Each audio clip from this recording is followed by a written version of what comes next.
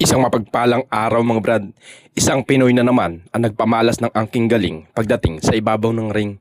Nito lamang April 11 ay dumayo ang ating kababayan na si Mil Fajardo para sagupain ang Argentinian fighter na si Tobias Reyes para sa flyweight title eliminator. Bago ang kanilang sagupaan mga brad, ay may record si Mil Fajardo na 13 wins, 11 knockout at may 3 talo. Samantalang ang Argentinian fighter naman ay may record na 18 wins, 16 knockout at may 1 talo.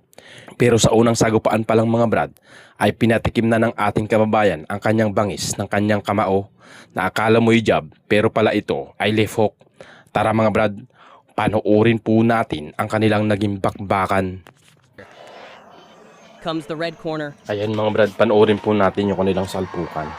who weighed in yesterday at 50 kilograms, Yan si 800. Tobias Reyes na may record na 18 wins, 16 knockout at may 1 talo. Talagang grabe yung With a knockout record of percentage 20 nito mga brad. fights, 18 wins, Talagang 1 draw, matatakot 1 ka dito loss. sa kalaban ni Mil 16 Fajardo. of them Talagang won by knockout from the ideal Galvez ang neighborhood of Santa Fe, prediction ng iba Argentina. is 96% mananalo si 94% mananalo si The current number Tobias 3 Reyes ranked at fighter in the 6% International lang Boxing Federation, ang chance 7th in na the World manalo Boxing si Mil Council, Fajardo and dito 3rd in the World bago Boxing ang kanilang Organization. sagupaan.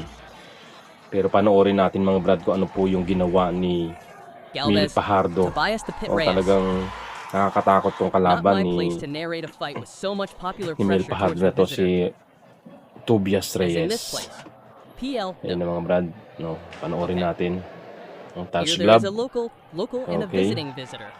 The Asylum Brothers Ayan in na. Fajardo's corner, Jericho and Erickson, look at each Grabe other ang as if ginawa to say, dito ni Mil Fajardo mga "Madness." brad. Look, Jericho with Walang that hairy kukurap. head in the corner.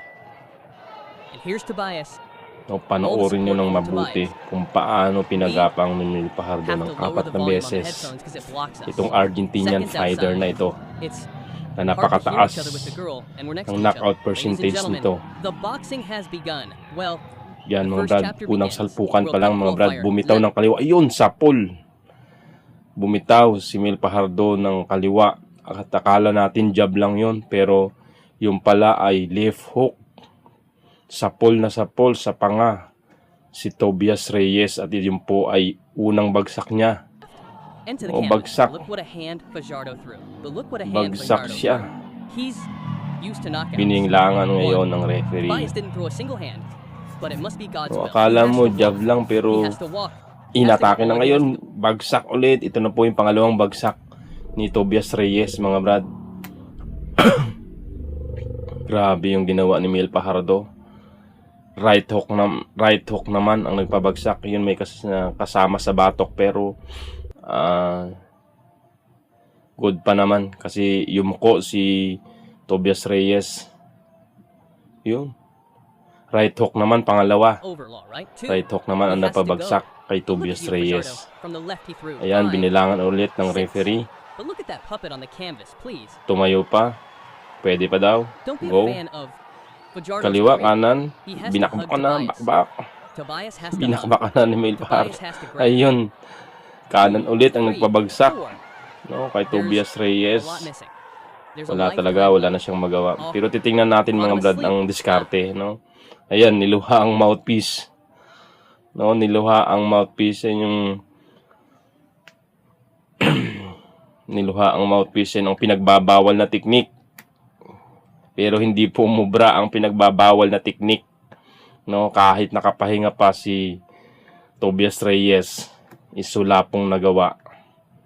No, kahit mayroon pang pinagbabawal na teknik, bakbakin mo na.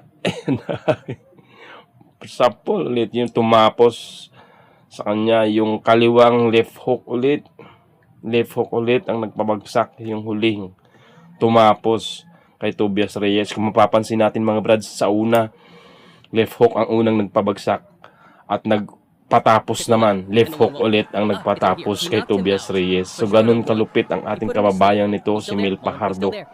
Kaya siya po ay nakatakda na pong sumagupa sa champion na si Cito.